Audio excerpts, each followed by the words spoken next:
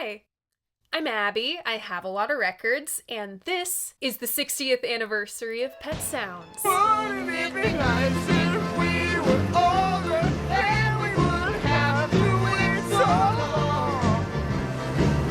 You know it's gonna make it that much better when we can say goodnight and stay.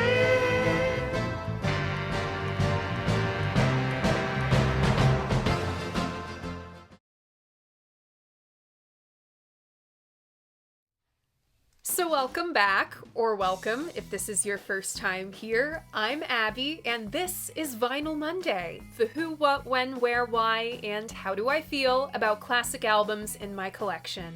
If TV show length episodes, or I'm anticipating at least 75 minutes, if episodes of that length aren't your thing, don't worry. I also do Vinyl Monday in 60 seconds here on my channel, over on my Instagram, as well as TikTok. Since everything always seems to happen at once around here, anniversaries / big episodes, conflicting with contributions I have for other sites, podcast episodes, it all happens at once, all the time. It's happened once again. I'm sure this piece will be of interest to the Beach Boys fans watching this video.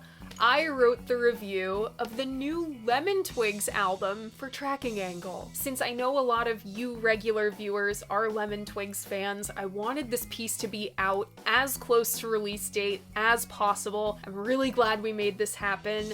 That will be linked in the description for your reading. That seems to be all the news for today. As I sit down to film this today, this is the first time I am covering an album from the 1960s on this series in 4 months. The last time we were even remotely close to the 60s was Live Dead. That episode was the second week of February. It is halfway through May. This is a major album to return to the 60s to, but it is absolutely deserving. This is one of the 5 albums that shaped how 1966 would go. It was Fifth Dimension, which we covered back in October, Blonde on Blonde, Roger the Engineer, Revolver, and this. This week, we are celebrating the 60th anniversary of the Beach Boys' Pet Sounds. Congrats if you guessed this one. Remember, if you want to play along, all you gotta do is check out my post tab. That's where I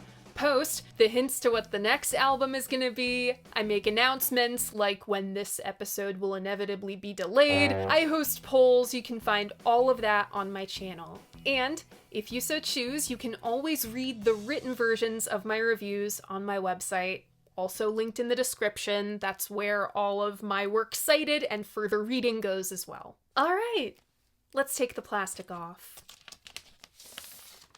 I have 2 copies of Pet Sounds, though I'll be holding up this jacket for the duration of the video. I was fortunate enough to have this copy as my first. This is the 1972 double album packaging of Mono Pet Sounds with Carl and the Passions. This was a gift from an ex-boyfriend. I don't think he had any idea that this was such a coveted pressing of Pet Sounds when he gave it to me 4 years ago now? 5?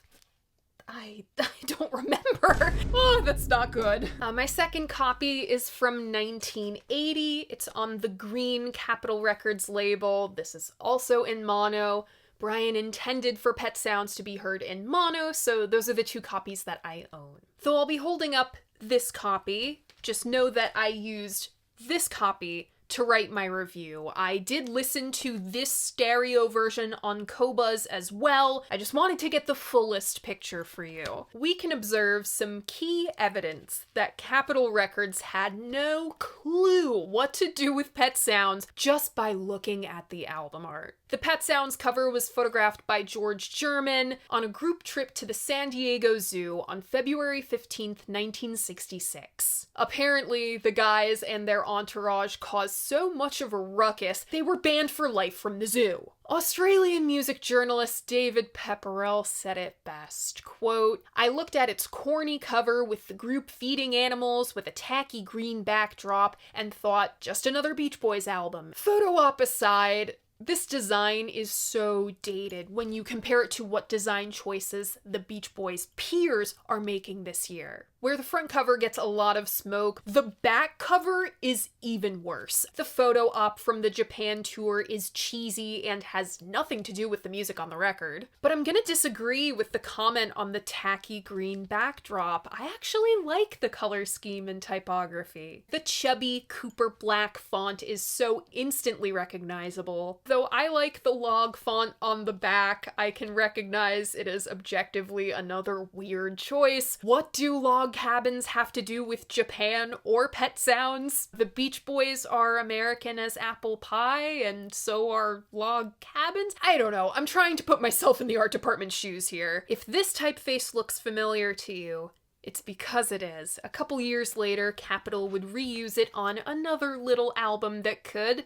The Byrds' Sweetheart of the Rodeo. On Pet Sounds, we have the mid-60s era lineup of the Beach Boys. That's, of course, the brothers Wilson, Brian, Carl, and Dennis, their cousin, Mike Love, their friend from high school, Al Jardine, and their extra set of hands, or pipes, Bruce Johnston. See for Brian playing a little organ and bass, and Carl playing a little guitar on That's Not Me. Pet Sounds was played through by the Sid Sharp Strings Ensemble and the group of session musicians loosely known as the Wrecking Crew. They were a who's who of session guys and gals at the time. You've got Jim and Paul Horn, Al DeLore, Larry Knechtel, Tommy Tedesco, Don Randy, Carol Kay, Hal Blaine, and a young Jim Gordon. And that's just to name a few. Our special guests include Terry Melcher playing the tambourine on That's Not Me. Brian's wife at the time, Marilyn, may or may not have made it into the intro of You Still Believe in Me. And Brian and Marilyn's dogs, Banana and Louie, so graciously lend their vocals to the end of Caroline No. Pet Sounds was composed, arranged, and produced by Brian Wilson.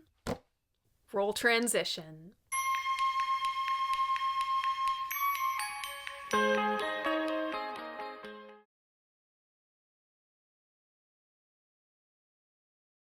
I want to address certain challenges that come with researching the Beach Boys, this album in particular. For one, the myth surrounding this thing is just nuts. Greatest album of all time this, greatest album of all time that. I find that this album's clout tends to inhibit discussion around it. The classic albums episode on Pet Sounds isn't great. The 33 1/3 installation is one of the worst in the entire series. And then you get to the matter of interviews.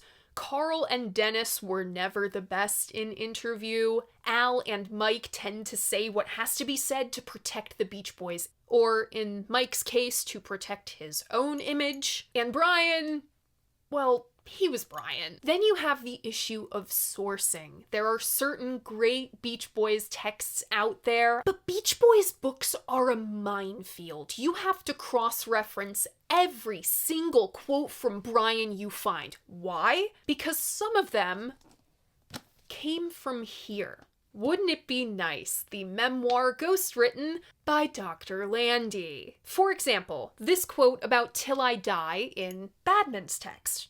Pretty revealing, right? Oh, it's from Wouldn't It Be Nice? Throw the whole thing out the window. There are two Beach Boys texts I have in my possession, one as an ebook, one as a physical copy, that I trust. I really like Charles Granada's Wouldn't It Be Nice? He spoke to all the surviving Beach Boys except for Brian, and God only knows, Brian Wilson, the Beach Boys, and the California Myth by David Leaf, which looks at the Beach Boys through a Brian-centric lens. I interviewed David ahead of the release of his Smile book last year. I figured, I have David's email, what the hell? Well, that's actually an appropriate beginning for the dog to be barking. He's no Banana or Louie. Is he fine? Has he settled down? I think so. Welcome back to the show, David Leaf. Thank you. It's great to talk to you. For new viewers, this is David Leaf. He's a Brian Wilson biographer, and he wrote this book. Was the original title just The Beach Boys and the California Myth? Correct. When it came out in 1978, that was the original title. And when we reissued it in 2022, I didn't want that to be the title. nor did the publisher. They wanted something that would kind of catch a new audience. And God Only Knows kind of had two meanings. One, of course, the song, and the other was in this story, very often the question is, why did this happen? Is often God only knows. Because there's a lot of things that are inexplicable in the Brian Wilson and Beach Boys story. Much has happened since I last had you on the show. About a year ago now was when your Smile book was released. So I want to congratulate you for that book's release. It's a wonderful Thank you. text for my viewers who haven't read it yet. Thank you. Thank you. Yeah, one of the great thrills was taking a copy of it up to Brian and giving it to him. It was just shortly before he passed. I'm sorry you lost your friend, by the way. Well, thank you. He was my friend, but he lives on obviously in all the music. There's a lot of Brian in Pet Sounds, I would say. You'll see/hear our conversation filling in the blanks of my narrative today. Think of the ideal the cultural consciousness had of the Beach Boys in 1965-ish. They sing about regular California high school kid things. Surfing, cars, and girls. If you were a parent and you saw them on your TV, you'd think, yeah, I'd let my kids buy those records. Those are pretty wholesome songs. If one of these nice young men turned up on my doorstep asking to take my daughter out, I'd let him, because he looks like he'd have her home by 9. These are nice, clean-cut, well-adjusted, all-American boys. Pet Sounds did not come out of nowhere the way record buyers and the public may have thought it did. What were the earlier songs that indicated what Brian would do with Pet Sounds? The melancholy of Pet Sounds, you can go all the way back to The Lonely Sea. On the same record as Surfin' USA, by the way. In My Room, Don't Worry Baby. Almost all of the Beach Boys Today album is where you hear where he's going. In the mid-1960s, the Beach Boys were Capitol's best-selling stateside act. They were second overall to, of course, the Beatles. And Brian is starting to feel the pressure. In The NME, Carl described the Beach Boys' schedule at the time. For 6 months of the year, they were on tour. 3 months went to promotional efforts, photo shoots, interviews. They had 3 months to cut new records. Yes, records plural. Like their Fab Four counterparts, the Beach Boys dropped albums multiple times a year. This makes for an unbelievably fast turnaround between writing, recording, release, and tour. And Brian is composing the music for all of that. Quote, I was run down, mentally and emotionally, because I was running around, jumping on jets from one city to another on one-night stands, also producing, writing, arranging, singing, planning, teaching, to the point where I had no peace of mind, and no chance to actually sit down and think, or even rest. I was so mixed up and so overworked. In December of 1964, the Beach Boys left for a short tour of the Southwest. Everything caught up with Brian as he was on that plane. He had what we might call today a massive panic attack. The guys calmed Brian down enough to get him off the plane at Houston, but the next morning, their road manager takes him right back to LA. For a lot of conventional tellings of the Pet Sounds story, this is where Pet Sounds began. Brian's first breakdown. But we've missed an important detail. Said tour manager asks Brian if he wants to go home to his wife Marilyn or to his folks' place. He says neither. Instead, he has his mother bring him back to his childhood home in Hawthorne. He sits in his childhood bedroom and they talk everything out. I believe this conversation, in this setting, is what truly planted the seed for Pet Sounds. After this, Brian and Beach Boys management come to the conclusion that he can no longer tour. The Wichita lineman himself, Glenn Campbell, briefly fills in for Brian until they find a more permanent replacement. One half of the duo, Bruce and Terry, Bruce Johnston. What does Brian do with his free time now that he's not out on tour? he consumes even more music. His biggest influences were Chuck Berry, the Four Freshmen, and George Gershwin. He's always been chasing Phil Spector.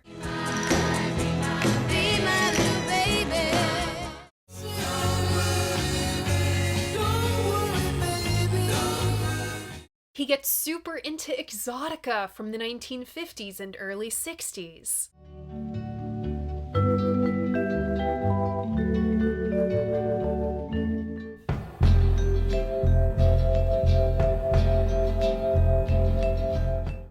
And he's tuned into the pop music of the day, namely folk rock. He said to the Melody Maker ahead of Pet Sound's release, "The folk thing has been important. I think it has opened up a whole new intellectual bag for the kids. They're making thinking records now. That's really what it is. Everybody is saying something. We got into a romantic rut. It was all boy-girl, crying records with everybody kind of screwed up.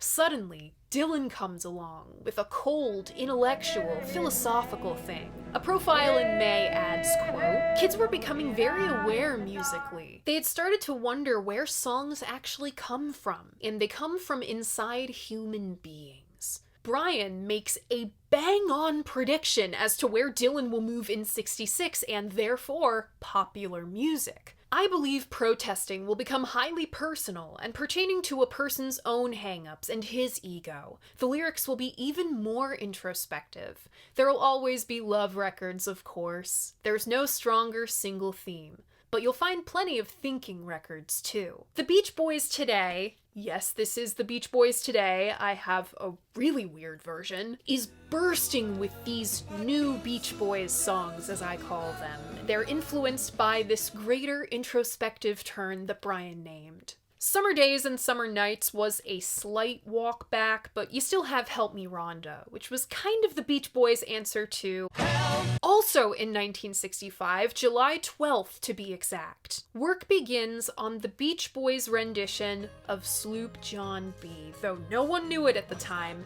this was effectively the first day of work on Pet Sounds. In November of 1965, the Beatles release Rubber Soul, and Brian loved it. Quote, "I'm smoking and I'm getting high, and the album blew my mind because it was a whole album with all good stuff." But according to several sources, including Keith Badman and David Leaf, this is the version of Rubber Soul Brian got a hold of, the US version. Instead of starting like this, it starts like this.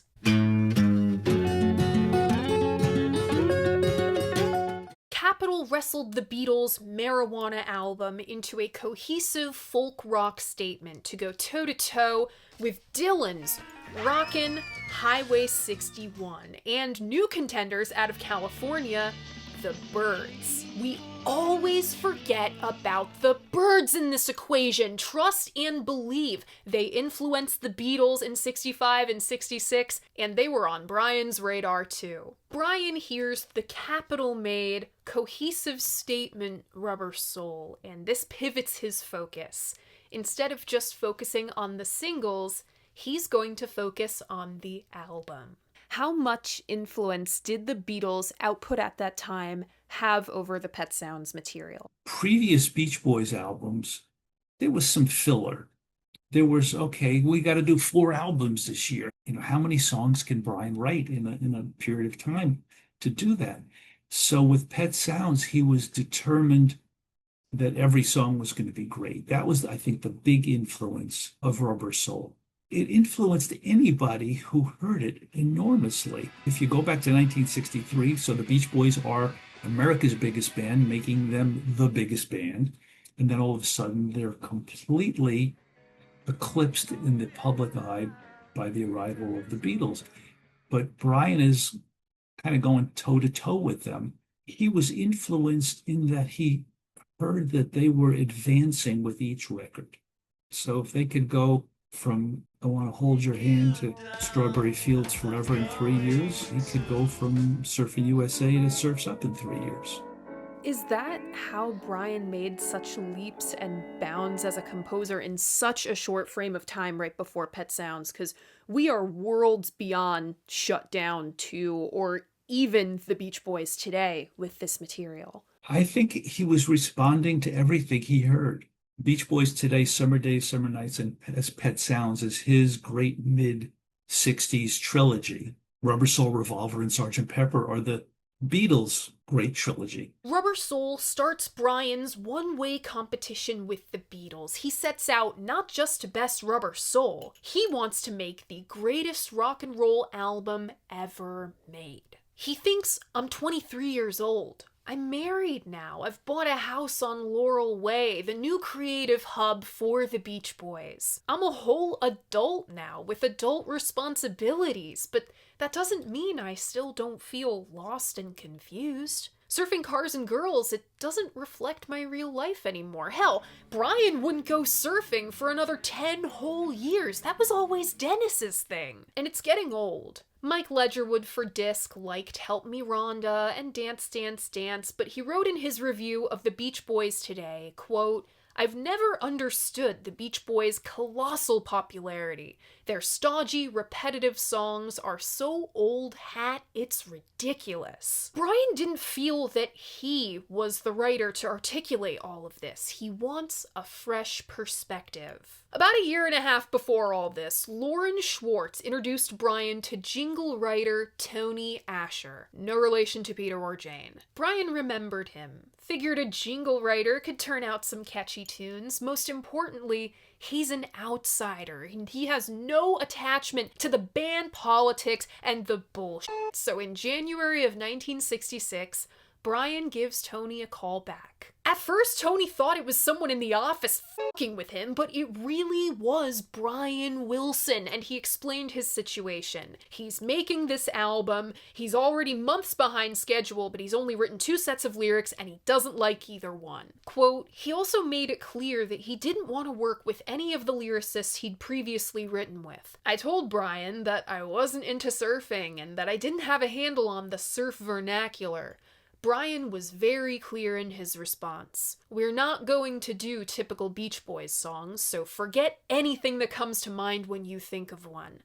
That's why I'm calling you. If I wanted that kind of song, there are plenty of other people who could do them. So he pops the question. Tony, how would you like to write a Beach Boys album? Now that's like someone suddenly asking, oh, would you like $50,000? Tony has up the number from $25K in recent years. Tony took a leave of absence from his copywriting job and got to work the next Tuesday. Despite spending whole days together and this kooky situation where him, Brian, and Lauren Schwartz made a pan of 2 strong pot brownies, hallucinated animals in Brian's medieval tapestry flying off the walls and around the room, and piling in the car and winding up at a Mexican restaurant, why wasn't that scene in Love and Mercy? Tony and Brian weren't really buddy-buddy. Tony showed up promptly in the morning.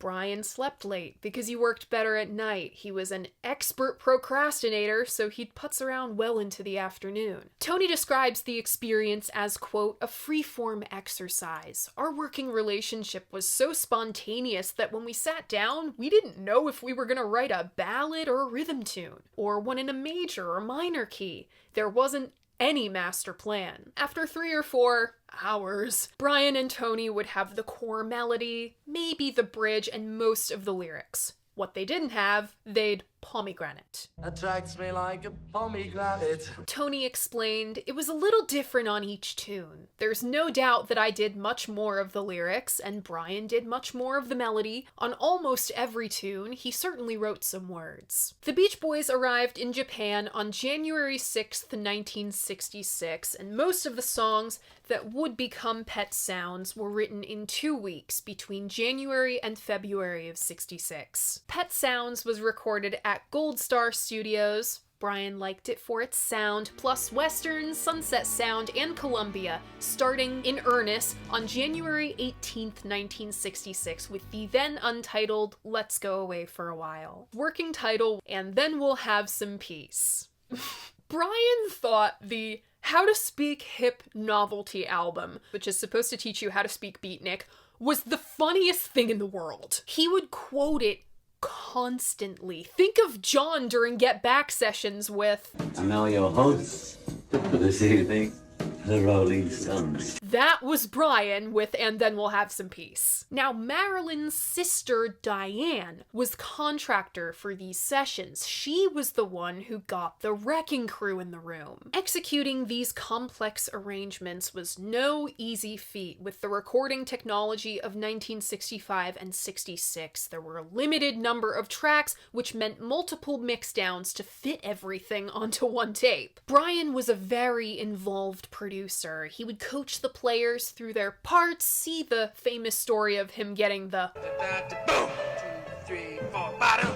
on Wouldn't It Be Nice. He allowed a fair amount of experimentation too. If a player did something that he liked, he'd stop the whole show and hurriedly transcribe it on everyone's charts. You did write that during this period, Brian started composing music in the manner of an impressionistic painter. What did this impressionistic, or as you say, modular style look like in practice? He would sit with Tony. They would write a song, Tony Escher. He would then go record a backing track. Sometimes he would wait for the Beach Boys to come back on tour to add their vocals. Sometimes he would just do a solo vocal. So there's two instrumentals and there's two solo vocals. There's Don't Talk and Caroline No. So solo, that Capitol Records put out Caroline No as a single, a Brian Wilson single. This direction he's taking them in. This is now full force. Whereas Beach Boys today has, things like Do You Want to Dance? There's nothing like that on Pet Sounds. Brian was all about the joy, fun, whimsy, and play of work. We associate that more with Smile and like the tent and the exercising and all. Did Brian get in any of his put-ons, as you call them, during the Pet Sound sessions? He did get whimsical. Isn't that when he wanted to bring a horse into the studio? Hey Chuck, is it possible we can bring a horse in here without, if we don't screw anything up? I beg your pardon? He lived in the joy of the moment when he was creating. I think that's what the studio musicians responded to so much, was that there wasn't anything that they could suggest that he wouldn't say, "Oh, let's give it a try." And then he might say, "No, I don't. I like it the other way," or whatever. But in talking to Carol Kay and Don Randy and the late Hal Blaine and the others, hearing from them, the eyewitnesses who had no stake in it, they had no axe to grind, so to speak. They just really wanted to tell me how magical it had been to be in the studio with Brian. They wanted the world to know. At a certain point, Pet Sounds production started to have some problems. Brian's gone and released Caroline No as a single. The Beach Boys were really banking on this to be a hit. They went so far as to record thank you spots for radio stations for playing this single that they didn't play. But since this is a flop against Beach Boys standards, Sloop John B was hurried out 2 weeks later to keep Capitol off their backs. That one fares much better. It peaks at number 3. And this is the one singular month when the Beatles didn't release any new singles. The rest of the Beach Boys saw the forest for the trees. Is this a Brian Wilson album?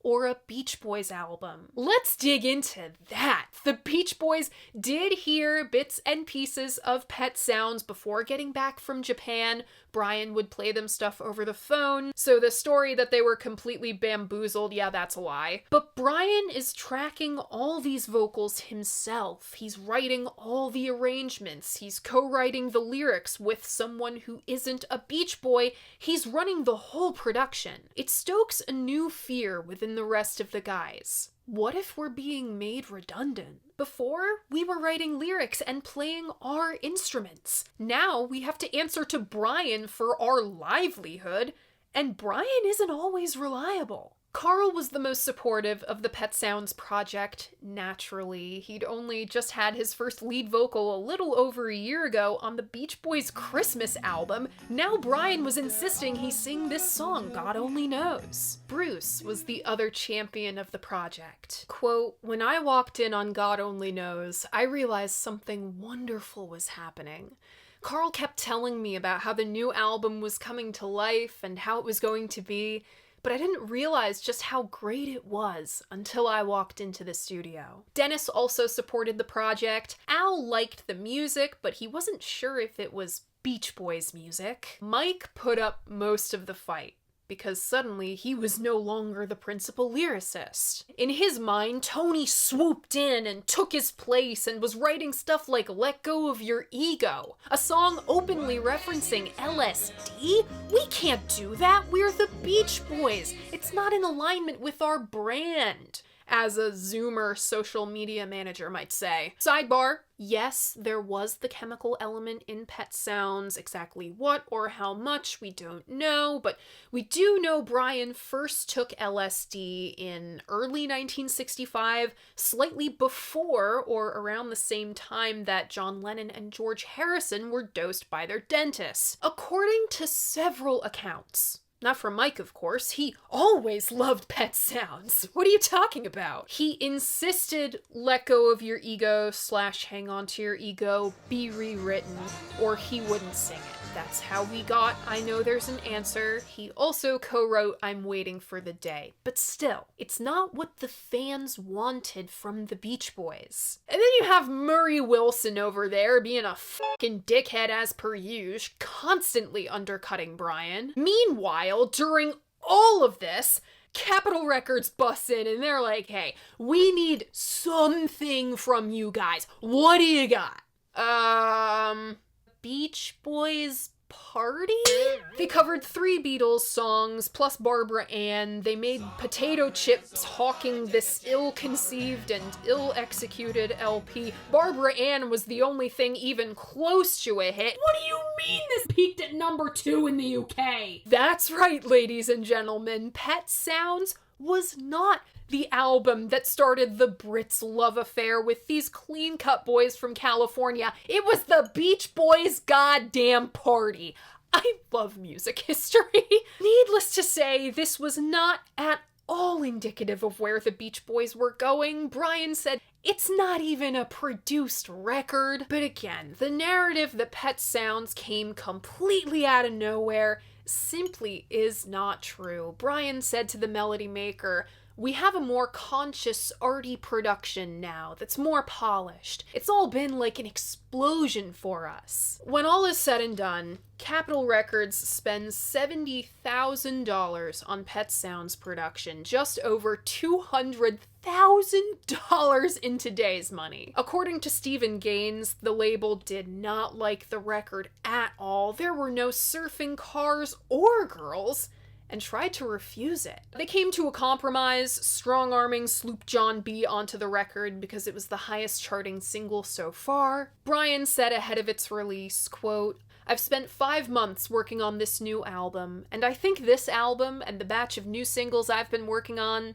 well, it's like I'm right in the golden era of what it's all about. It's all just coming out like breathing now. The track listing of Pet Sounds goes as follows.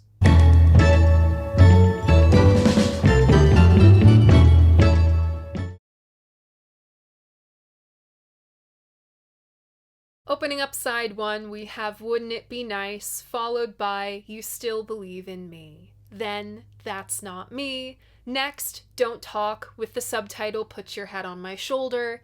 Then I'm Waiting for the Day. Next, Let's Go Away for a While. And side 1 closes with Sloop John B. Opening up side 2, we have God Only Knows, followed by I Know There's an Answer. Next, Here Today. Then I Just Wasn't Made for These Times, followed by the title track Pet Sounds, and the album closes with Caroline No. Pet Sounds was released on May 16th, 1966, 60 years ago, last weekend. I guess we know now how long it took to put together this episode. While Brian and the rest of the guys stayed behind, Bruce Johnston and Derek Taylor went ahead to London in May of 1966. While we don't have much in the way of what the rest of the guys thought of Pet Sounds at the time, we have plenty from Bruce because he gave an interview to anyone who asked. Thanks to Derek Taylor, who devised this strategy, the press starts pushing a radical new brand band for the Beach Boys, positioning one brother as the creative mastermind of the group. Brian is a genius. Putting it all on one guy.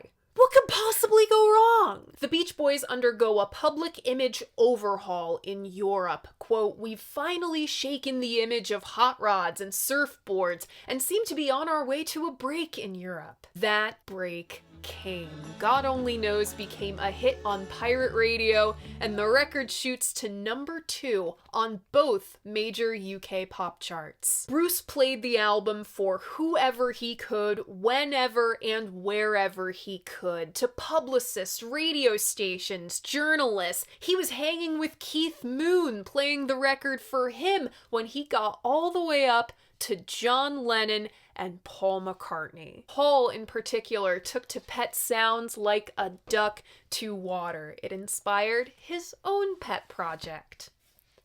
Sgt. Pepper's Lonely Hearts Club Band. My favorite quote from the interview I did with, he was Paul McCartney when I interviewed him. Now he's Sir Paul McCartney. But in 1990, when I interviewed him for the liner notes for the Pet Sounds CD, he said, nobody is educated musically till they've heard Pet Sounds. And he said, I've given a copy of the album to each of my children. That's how strongly he felt about its historical importance, musical importance, artistic importance, emotional importance. He really, really is one of the great supporters of Pet Sounds. And so I'll agree with him. What did contemporary critics think of Pet Sounds upon release? Tony Hall for the Record Mirror wrote, "Brian Wilson's songs, sounds, singing, and scores on Pet Sounds are possibly the most satisfying of their kind. They're so warm-sounding, they're so soothing, and, as I said, so immensely satisfying. Like the Beatles, but in a different bag, they're so far ahead." The album hadn't been out quite long enough for him to pick favorites.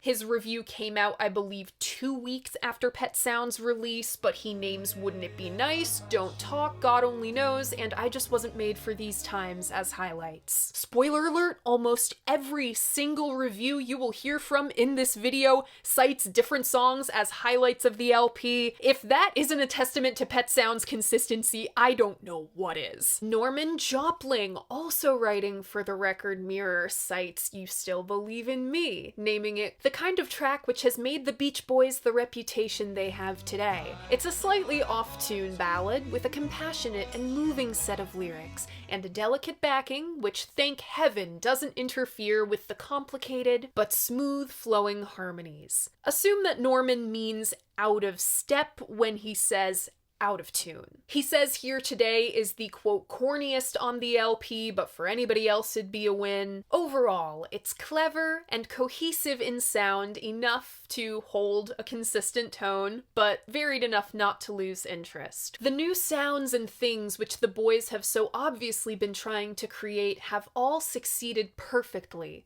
with the exception of ending on Caroline No. The only real complaint is that nothing has been left to the listener's imagination. Every track is terribly complicated and cluttered up with vocals and backings galore, and even Beach Boys fans must like some simple and uncomplicated forms of music from their idols. Well, Norman, the next couple years in music will not be simple or uncomplicated. Actually, let's take this opportunity to zoom out a little bit. Think of what was on the radio in May of 1966.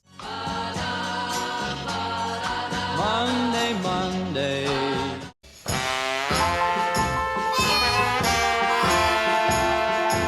One, two, three.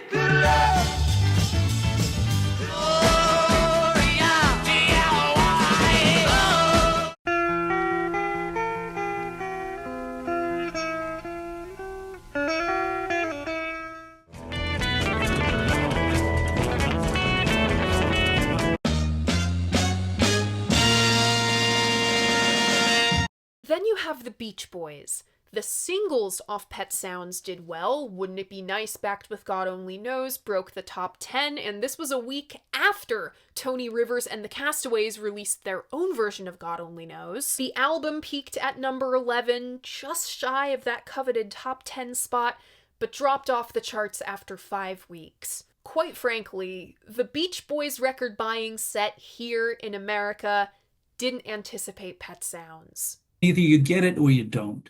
I have to confess, the first time I heard Pet Sounds, I didn't.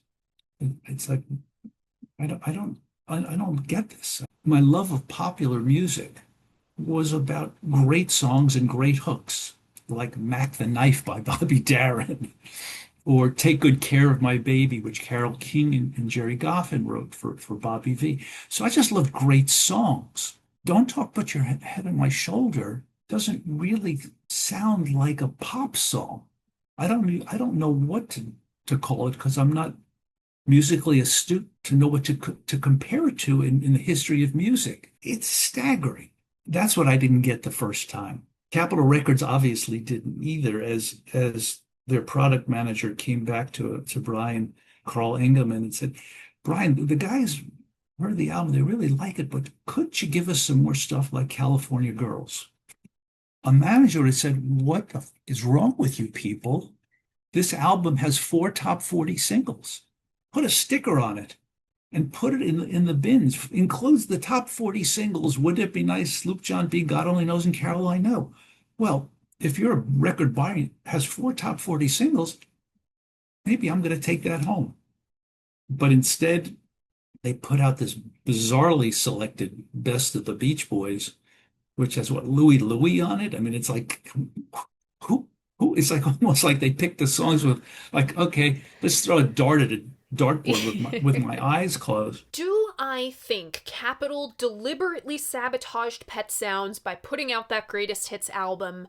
No. I think they were operating as businessmen. These are the suits in the buildings, okay? They have a bottom line they need to meet, and a record like Pet Sounds just wasn't going to cut it. The album was, like almost a year late at this point? They'd been prepping that greatest hits package for months, according to Capitol A&R man Nicholas Vennett. People were already paid, contracts were signed, they couldn't just back out of this because Pet Sounds was suddenly ready. Do I think this greatest hits album was a good business decision in the long run? Also no. Because when a label releases a greatest hits album, right, it means they no longer believe the artist can reliably deliver hits. Thus, Pet Sounds, and greatest hits right on its tail, triggered a downward spiral for the Beach Boys. Save for Good Vibrations, every subsequent album and single sold fewer than the last. Oh my god, I almost forgot about Good Vibrations! It was cut during Pet Sound sessions, everybody wanted it on the album. Al said, quote, "We felt a bird in the hand was worth 2 in the bush, and knew that leaving it off the album was a mistake. If we'd included Good Vibrations, Pet Sounds would have been a milestone for us." Bruce went as far as to say if they'd swapped Sloop John B for Good Vibrations, Pet Sounds would have been better than Peppers. But Brian held on to the song. He had bigger plans for it. It was released as a non-album single in October of 1966. Non-album single for now. It went number 1 by Christmas. The Beach Boys were voted NME's favorite group that year, with the Beatles coming in at number 2. This was a much needed win for the guys. Other than Mike, they're all from Hawthorne. If you've ever been to Hawthorne, it's a working class suburb of Los Angeles. The homes are like a 1/4-acre lot, and it's really a small world. And then almost instantaneously, they go from that world to being the Beach Boys, playing in front of thousands of screaming fans. And their fans are screaming because they're playing the hits. The idea that they were going to play Don't Talk or I Just Wasn't Made for These Times on tour was like, no, that's not going to work. Without Pet Sounds, essentially the Beach Boys are the Four Seasons. They're just a group who made a whole bunch of hit records in the early and mid 60s and then lived off those hits. Pet Sounds and Good Vibrations, that's what made them, to me, legendary. Without that, they're just another American group. So Pet Sounds is the record that where they go from here to here. It's way out of camera range with that. Yeah. Did Brian perceive Pet Sounds as a failure, an accomplishment, or a challenge to beat? Wow, what a good question. Uh, he perceived it as a um, relative commercial failure because it was the first Beach Boys album since, I don't know, Surfing Safari that didn't go gold right away. Definitely an accomplishment. He had created what he had hoped to, what he had dreamed of, what he had wanted to.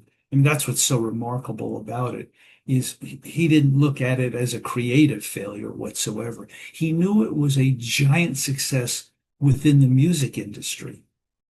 So he knew he had accomplished what he had set out to do musically, creatively. In terms of a challenge to beat, he was always moving forward. If Pet Sounds was his greatest album, his masterpiece at that time, then Good Vibrations was going to be his greatest single. And when I use the word his, I'm not denigrating the Beach Boys. Brian's the composer, arranger, producer. So it's his creation. Before he finished Good Vibrations and set sail on Smile, because I think he was in the mixing stages of Good Vibrations, but he was already thinking about what's next. And I don't know if he felt it at the moment or he told me this decades and decades later, but that maybe Pet Sounds was a little bit too personal. And so he wanted to write something that wasn't opening up his doing open heart surgery musically. And so Smile was going to be whatever it's going to be, all the myths and legends that surround it, that, that we'll never know the truth. And so the Beach Boys' identity crisis begins. Yes, we sing about surfing cars and girls, but we also sing about deep sadness, longing. We're clean-cut, nice young men, but we also get stoned and trip. You can imagine how difficult it would be to market a band with two faces. Do we market the Brian-led stuff, which has done so well in other territories, or do we become a nostalgia act and sell out stadiums in the States? We know which stance won in the end, but this identity crisis will follow the Beach Boys for quite literally the rest of their careers. Good Vibrations closed the Pet Sounds chapter and opened the next, an arc of Brian's life that will play out over the next 38 years. The Smile Saga. We literally don't have the time for this right now. The way I explain it is, Brian was a great driver, but he never charted the route from start to finish at the beginning, and he didn't know how to use the brakes. Brian had people pumping the brakes on Pet Sounds. With Smile, he did not. Then something interesting happens. Pet Sounds receives a mass critical reevaluation through the late 90s and early 2000s. Brian took Pet Sounds out on the road with an orchestra. He did it again with his band in 2002. Brian took this album out on the road before resuming work on Smile in the 2000s. Do you feel that Pet Sounds helped him regain his confidence? Everything about him playing live helped him regain his confidence. I think what Pet Sounds did, which was staggering when when that was decided, what he had in his band with people like Darian and Probin and the late Nick Belisco were people who were devoted to playing the music note perfect and feeling perfect. And I think that's when Brian heard he had a band who could do anything. I think that gave him enormous confidence that the idea, okay, these guys could learn whatever we come up with that's going to be, Brian Wilson Presents Smile. Taking Pet Sounds on the road was, it's just head-shakingly amazing. How lucky were we to sit in the audience and have Brian sing Pet Sounds in front of us? It was just amazing. I don't remember how many times I saw it, and it wasn't 50, but it was a good number. And he played it at the Hollywood Bowl, which was spectacular. If you think of a picture of the Beach Boys at the Hollywood Bowl, I think in 1963 on YMCA Day, they're just, this young bunch of kids. There he is doing Pet Sounds. Brian took the album out on tour for the last time in 2019. Hey! Yay! She's got the t-shirt! Pet Sounds has made most every publication's Best of the 60s list and appears somewhere on their Greatest Albums of All Time lists. Pet Sounds is on about 1 million lists by now, battling out for the first, second, third greatest album of all time spot with, wouldn't you know it, Sgt. Pepper's, the Beatles. Why do you think Pet Sounds has built such a cult following? Well, it's interesting because Revolver has replaced Sgt. Pepper on a lot of those lists. So now it's Revolver, and Pet Sounds has slipped down a little bit on some of the lists. Some of it comes in at 1, some 2, as you said, but it's the subject matter that if you're 16 years old or 18 years old or 20 years old, when you hear those lyrics, well, it's gonna make sense to you. I just wasn't made for these times. Everybody feels they weren't made for these times. It's like, why couldn't I have been born in the 50s or the 1850s or whenever? I would have been so much happier if I had been alive when this was going on. I don't like today's world.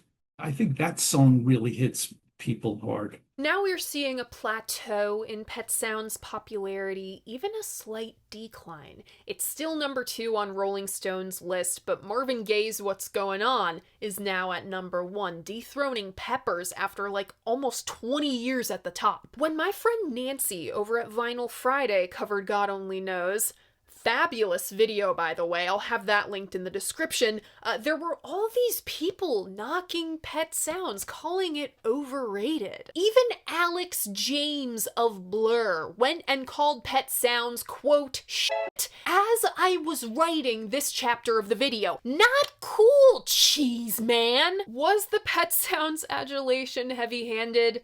Yeah. But if you ask me, people are turning away from Pet Sounds because of the endlessly frustrating post-irony, post-earnesty culture of the 2020s. Anytime anyone does anything earnestly and puts it out into the world, they are suddenly LARPing, being performative, or deemed cringe, which is apparently a sentence worse than death. How does an album like Pet Sounds fit into a pop culture dictated by these rules? Andrew Loog Oldham might just prove that we've looped back around to the circumstances under which Pet Sounds was released. Brian put his heart in his music with Pet Sounds at a time when we were all using other muscles. It spoke for me when I was too busy to have a personal life.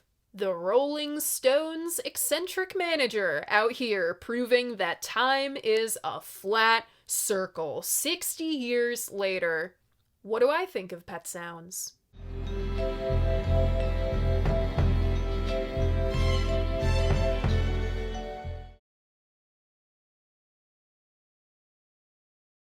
These 50th and 60th anniversaries are always tough because, what more is there to say about Pet Sounds? This is also, by some metric, the second most critically lauded album of all time. So many people have written so many words about this album. There are several whole books about it. So I guess let's start by settling this debate. Is Pet Sounds a concept album?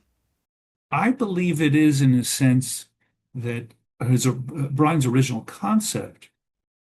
Of course, when you think of this, he's 23 years old. He conceived, created, and composed the album. Not only that, he arranged, produced, and sang lead on most of it at the age of 23. It's inconceivable that he was that great at that age.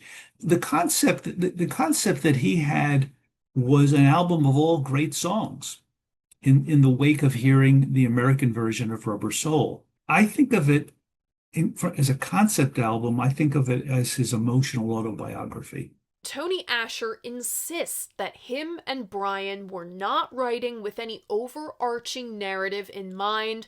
I believe him, and I believe this quality to be the thing that makes a concept album. But the thoughts and feelings expressed on Pet Sounds do come from somewhere. Brian and Marilyn's marriage was never solid, and he was experimenting with all these new people and places and musics and substances. And he had a lot of pressure on him from both his family and his label. This album articulates the feelings of someone who has loved and lost, and he's trying to find his place in the world amid all the noise. That is coming of age. The vast majority of you watching this channel haven't been teenagers for like 50 years. And the rest of you are teenagers. I'll be 27 in June, but I haven't forgotten the inherent melancholy of being a teenager. It doesn't all come from the same character or storyline, but the inherent melancholy, if anything, is the thing that links all of these songs. Not to get meta here, but I was quoted in Harvey Kubernick's recent Pet Sounds piece. There, I said that Pet Sounds was the first of the cellophane wrapper albums. The term was coined by Joni Mitchell's famous interview with Cameron Crowe for Rolling Stone. Plastic Ono Band, Blue, Blood on the Tracks, all fall in that lineage. Imagine my surprise when I crack open David Leaf's text for the first time in a solid minute, and he basically said the same thing. He argues Pet Sounds is, quote, a Brian Wilson solo album, in that the songs expressed the innermost feelings of its creator. Pet Sounds was the record of a singer-songwriter years before that kind of expression came into rock vogue. I think we're stretching it there. The exploration of his mind and emotions give Pet Sounds a coherence that was totally new in rock music. That I will agree with. After Plastic Ono Band, Blue, Blood on the Tracks, and Pet Sounds, their respective writers all put walls up between themselves and us. John hauled Phil Spector in, Joni started making jazz, Bob painted his face and ran off with the circus, then found Jesus. Brian would never again reveal quite so much of himself. This is a key element of what makes a cellophane wrapper album. What comes after? And the other topic at hand, is Pet Sounds a Brian Wilson solo album? I've always considered Smile to be a Brian Wilson album, right? I think of Pet Sounds as a Beach Boys album. Though they don't all play their instruments, it still has that Beach Boys touch. The harmonies, Carl singing lead on God Only Knows, love 'em or hate 'em, Mike's lyrics. Speaking of lyrics, I also see lots of grumbling now over the supposedly childish writing of Tony, Brian, and company. The poetry of Beach Boys lyrics is very rarely in the lyrics themselves, not unless you get like Van Dyke Parks on board for Surf's Up or something. Most often, and here on Pet Sounds in particular, it's what's left out. Actually, no, it's what surrounds the words. We could be super articulate with it, but these feelings are not articulate. What makes the music of Pet Sounds amazing, particularly in mono, is the variety of textures, song structures, and vocal performances. The innovation achieved in the field of recording and the studio process with this album is incredible, especially when you consider its time. The fact that many a capable artist, including its own fucking producer, have tried and failed to best this album in the 6 decades since its release, that is a testament to its greatness. Is it possible for you to choose one song from Pet Sounds you're most fond of? Wouldn't it be nice? Would be the record that I'm most fond of. God Only Knows is the song that I'm most fond of. So if I get big deal, he asked me to pick one, and I picked two, and I picked the most amazing double-sided single. But wouldn't it be nice as a recording? There's a joyousness to it that is magnificent.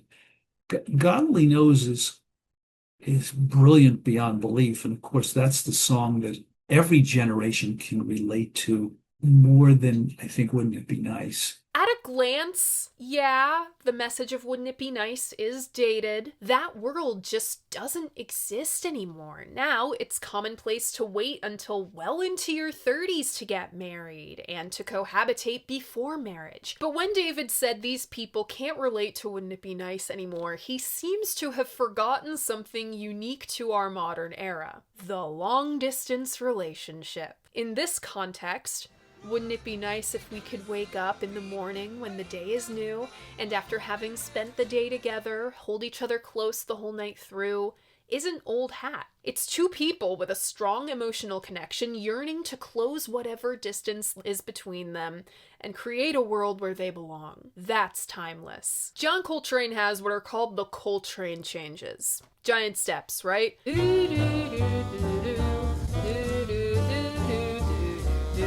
I don't know why we don't call any of Brian's changes the Brian changes. He came up with chord facings that were just as challenging to play and instantly recognizable to the ear. The first notes we hear of Pet Sounds are serious contenders for the Brian changes. The graceful, pretty, arpeggiating 12-string guitar that sounds like a harp. Then wouldn't it be nice? Locks down the changes for the chorus and enforces our narrator's hopeful feeling. If we wait just a little bit longer and we keep talking about it, it's meant to be, and it will be. One of the things that made the Beach Boys special were their ability to take a vocal pop song and pair it with an arrangement so big it bursts at the seams. The rhythm of Wouldn't It Be Nice is propelled by 2 accordions, 2 tenor saxophones, and 2 bass lines in 2 different keys. It's a wonder any of this worked together, but it did. And the guy's doo-wop and barbershop roots are still there. Hear the under Brian's lead and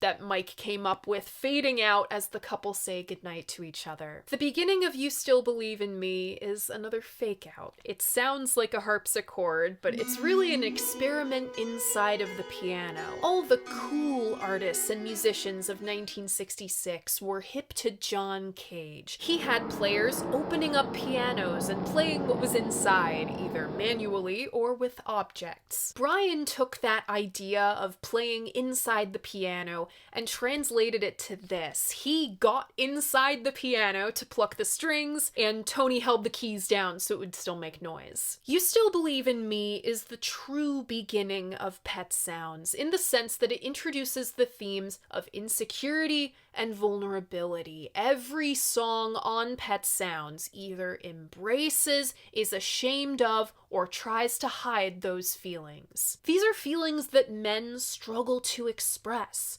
Men are taught to be reserved, composed, measured, lead with facts and logic and not silly emotions, yet in reality, men are much more emotionally driven creatures than women. The narrator of You Still Believe in Me recognizes his shortcomings. I know perfectly well I'm not where I should be. I've been very aware that you've been patient with me. My favorite Beach Boys song is She Knows Me Too Well.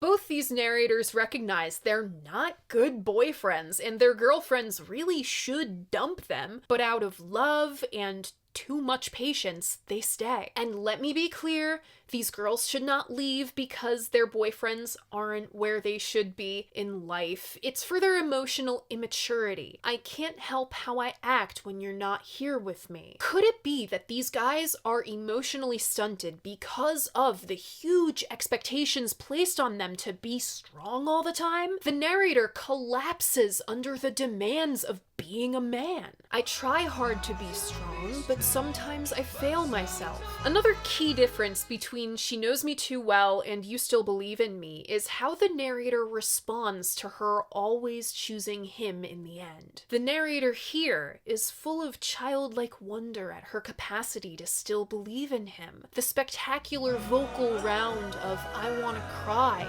is full of wonder. The bicycle bell in the song wasn't an accident accident, but it was left in the mix from in my childhood. Remember that previous iteration of You Still Believe in Me? And they couldn't scrub it out, so they just added the horn on it to make it fit. That's Not Me is one of the most intriguing songs of the bunch. For one, the music is always shifting. I miss my pet and the places I'd known, and every night as I lay there alone, I would dream. The music stays open instead of closing like it does after the Just One Girl line. The narrator asks a lot of questions. Who am I at my core? Do I need others' acceptance? Where is home to me now? How do I maintain relationships with family as I grow up? This is all sung by Mike, and I think that was a really great choice because Mike had, I call it a freshman voice. Not freshman like the 4 freshmen, but freshman like a high school or college freshman. Pair this with the narrator leaving his girlfriend behind when she needed his love, him packing up and splitting for the city, I miss my pet and the places I'd known, him writing home to his folks. I think we have a guy who's left for his first semester of college, and he isn't sure what he's coming home to. My folks, when I wrote them, told them what I was up to, said that's not me. These are the new conflicts of a relationship with your parents as an adult child. We start navigating them once we either leave for college or get our first big boy job. You change the most between ages 18 and 30. How do you hang on to or find your true sense of self as you experience all these new things? I went through all kinds of changes, took a look at myself, and said, that's not me. At a certain point, you look in the mirror and you go, what the fuck? My teenage self would not recognize me. If you're a self-actualized person, you take stock and realize your worldview is different. I soon found out that my lonely life wasn't so pretty. How you respond to that is up to you. If you listen to Brian's tracking vocals from sessions,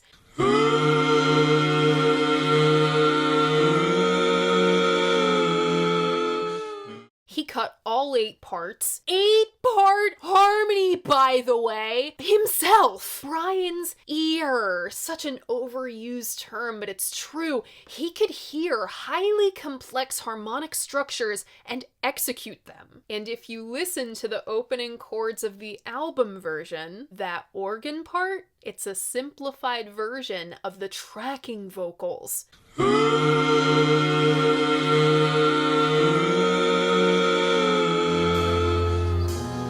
I can see so much in you. Absolutely breathtaking. Along with Surf's Up, Don't Talk was the most beautiful melody Brian ever composed. I'll get more into the Beach Boys vocal blend later. One thing I will say is that I believe the Beach Boys subconsciously constructed their vocal blend around Brian's voice. Though his falsetto was a sublime and delicate instrument, like fabric weaved of threads of gold, it was so supple. The things I've always loved the most about Brian's voice are his lack of vibrato and his slight slur. Brian was mostly deaf in one ear. L's, M's, N's, and S's, and some O's are the letters he dragged on. On a song like Don't Talk, with its thick, syrupy, viscous feel like maple syrup, that voice becomes part of the arrangement. Everything is dragging slightly behind the beat, so him dragging certain letters and words works. The church organ, the big drums, boom, ba-boom, ba-boom. Bells, we've brought Hollywood drama to Pet Sounds. We had brightness on Wouldn't It Be Nice, and we will have it again by the side one closer, not here. Don't Talk is so grand and heavy that you'd be forgiven for missing its crushing tenderness. I can hear so much in your sighs, I can see so much in your eyes. There are words we both could say, but don't talk. They just coexist in each other's silence. Put your head on my shoulder, let me be the one you lean on, but also, I need to lean on you right now. I need to put my head on your chest. It's all so unsure. Our narrator is being so vulnerable. He pleads for us to listen, listen, listen. And I just crack every time. Like an egg. Get ready for total whiplash. Here's I'm Waiting for the Day. I always thought the lead vocal was split up among the guys, but no. It's all Brian. A little meek on the first verse and bolder, confident on the second. The very well-placed oboe in the verses is more tender. The shining moment of the flutes on the sunny break. We're playing with different tones. It's about a guy who's so confident he can love this girl better after a bad relationship. He hurt you then, but that's all done, and I was your shoulder to cry on. But it turns sour at the end. You didn't think that I could sit around and watch him take you. You're going back to him after all that? I deserve something in return for making you feel better. Let's Go Away for a While is the first of Pet Sounds' 2 instrumentals. They're both the track before their respective side closers. It's Burt Bacharach mixed with Dionne Warwick. It's the most of its time piece on Pet Sounds, a great moment for vibes, and it's full of renewed hope. It's setting us up for the rest of the Pet Sounds emotional journey. Sloop John B. Now, this one has a cool origin story. It starts as a Bahamian folk tune. Oh, let me go home, my little breaker. Recorded by Alan Lomax for his landmark set of folk recordings, which of course made the rounds in America in the 50s and basically springs up this whole folk music revival. Early folk revivalists like the Weavers record Sloop John B in 1955. The Kingston Trio record it in 58. Jimmy Rogers records it in 1960. Al Jardine loved the song. This might be my hottest Pet Sounds take. If you don't like Sloop John B, you don't actually like Pet Sounds. Stephen Davis called it, quote, boring, but I'd argue this arrangement is monumental opus territory. How do you hear this? Oh, let me go home, my little breaker. And turn it into this?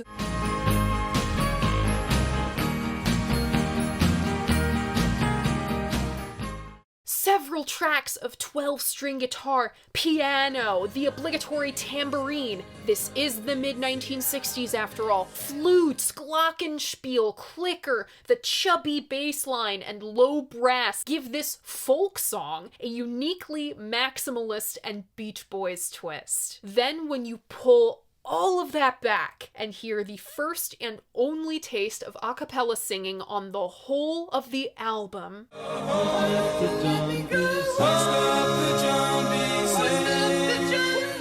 See, now we can talk about the Beach Boys vocal blend. So, the Beach Boys had a cheat code, right? 3 of them were brothers, and 1 of them was a cousin. Your voice, the way your vocal cords are made up, and what's going on in your voice box, that's genetic. So for the Beach Boys, their vocal blend was naturally a little easier.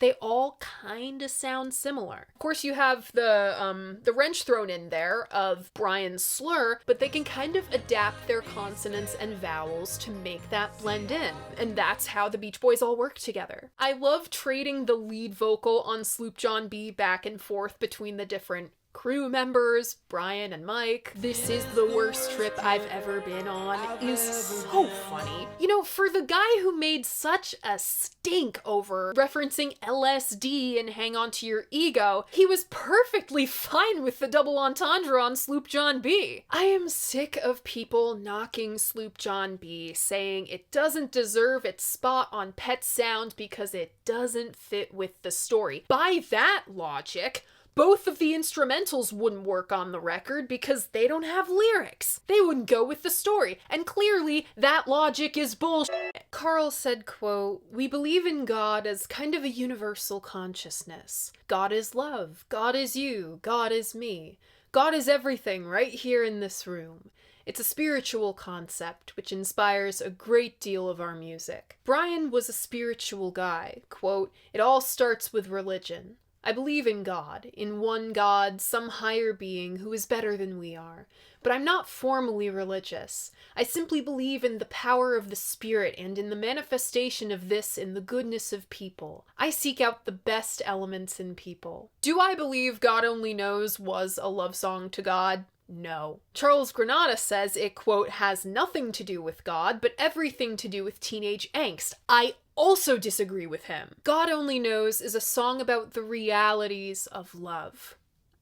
Listen, I want to believe in unconditional love, but I know better. The human element makes it uncertain. People are part of my music. A lot of my songs are the results of emotional experiences, sadness and pain, or joy, exultation, and so on. It's what makes some things such a brilliant love song. You're asking me, will my love grow? I don't know. Stick around and it may show. I don't know. The opening line of God Only Knows, I may not always love you, is brilliant. That's followed up with, you'll never need to doubt it, I'll make you so sure about it. I may doubt myself, but you won't doubt me. The narrator is sure of his love's impact on his life, whatever that love may be. A person, a religion, a thing, a higher purpose, a higher calling, a dog, but is unsure of how he'd proceed in a world without. Life would still go on, but what good would living do me? This is a prime example of the poetry of Pet Sounds being in what's left out. The arrangement fills in those blanks, the iconic French horn overshadowing the line Brian sings on the top part of that vocal round. God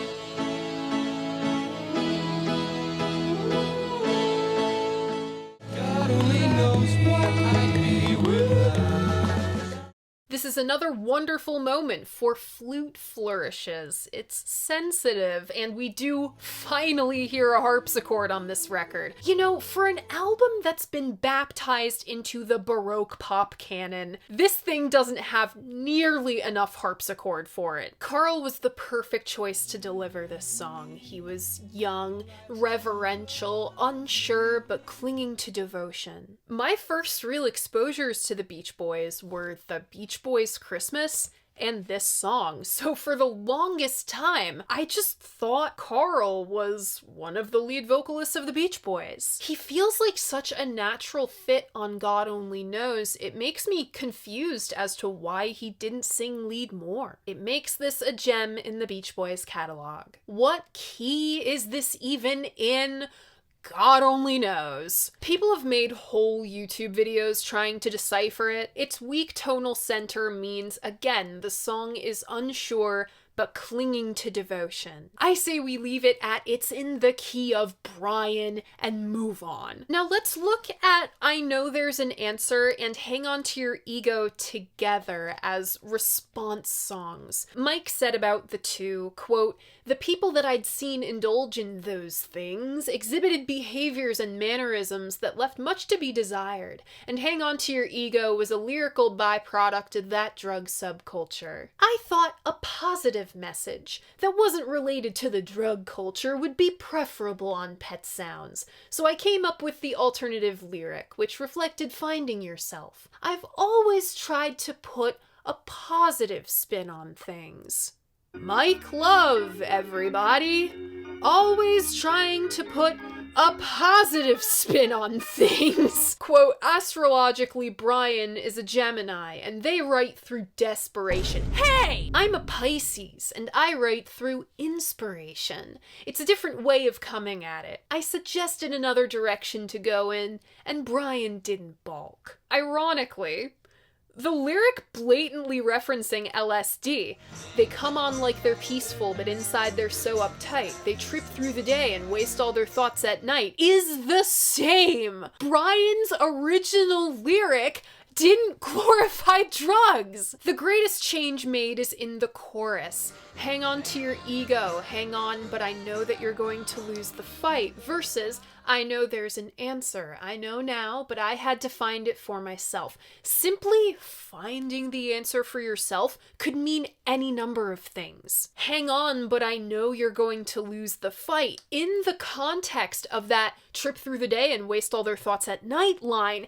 That means proceeding with caution or else you'll get swallowed up. Could it be that the original lyric of Hang On to Your Ego is more anti-drug than I know there's an answer? This is why I'm a Hang On to Your Ego defender, not simply because Mike rewrote the song and we hate Mike Love. I defend Hang On to Your Ego because of the pride that Mike exercised in this situation, leading to more ambiguity in the song's message. It's accidentally hilarious. Brian liked the Here Today chord progression so much he reused it for good vibrations. My love is here today. She's giving me the excitations. I'm picking up vibration. I'd call this another minor lyrical cut, in the same category as I'm Waiting for the Day, in the sense that the arrangement blows it out of the water. That stop time, with the rollicking saloon piano and the studio banter left in, then the Barry saxes come in and wallop the whole thing in the jaw. It's great! Tony Asher said he couldn't relate to I Just Wasn't Made for These Times. He was a businessman from the upper crust. Brian said it was, quote, about a guy who was crying because he thought he was too advanced and that he'd eventually have to leave his friends behind. All my friends thought I was crazy to do Pet Sounds. Okay, but this song definitely isn't about the making of Pet Sounds. It's also not about wishing you were born in a different era. It's about existing in a world that just was not and will never be designed for you. Where can I turn when my fair weather friends cop out? What's it all about? Why can't I find people who will support me? They say I got brains, but they ain't doing me no good. I wish they would. Why can't I get out of my own way? Why are my skills so ill-suited to the world I'm in? If I work so hard and I do everything right, why do things keep going wrong? Each time things start to happen again, I think I got something good going for myself, but what goes wrong? Many voices singing many things over each other. Only if you listen really hard can you hear, ain't found the right thing I can put my heart and soul into, and in Spanish, when will I be? When will it be my turn to come into my own? All of these thoughts layer on top of each other, but all he can get out is, sometimes I feel very sad. It's like someone asking you what's wrong, and you know that if you told the honest truth, they just wouldn't get it. The narrator wants to be accepted without judgment, but he knows that's just not possible. I guess I just wasn't made for these times. Brian wrote the title track, our second instrumental, for a James Bond film, either Dr. No or You Only Live Twice, but it was turned down.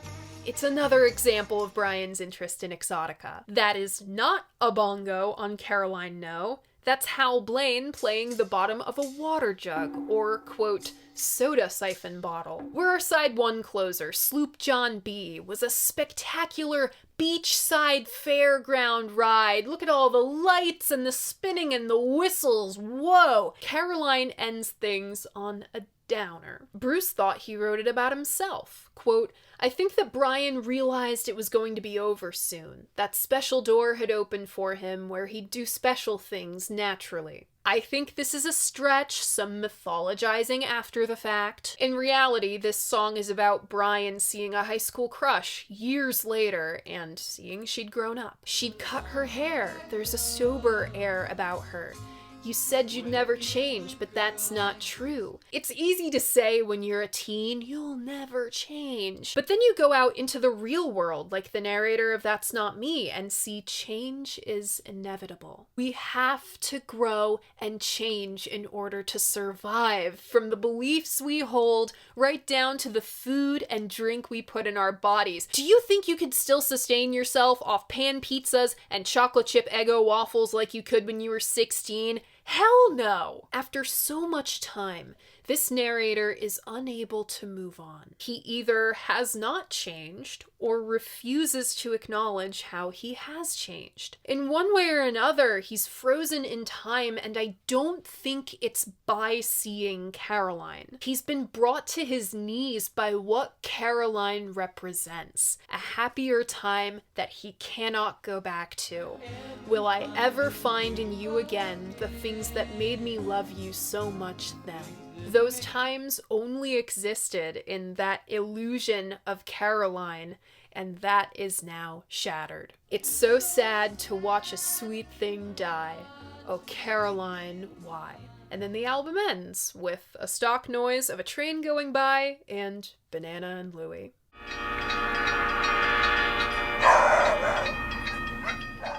Usually I round things out with a "why is this album still important today?" stance, but let's hand that over to our guest. Why is Pet Sounds important?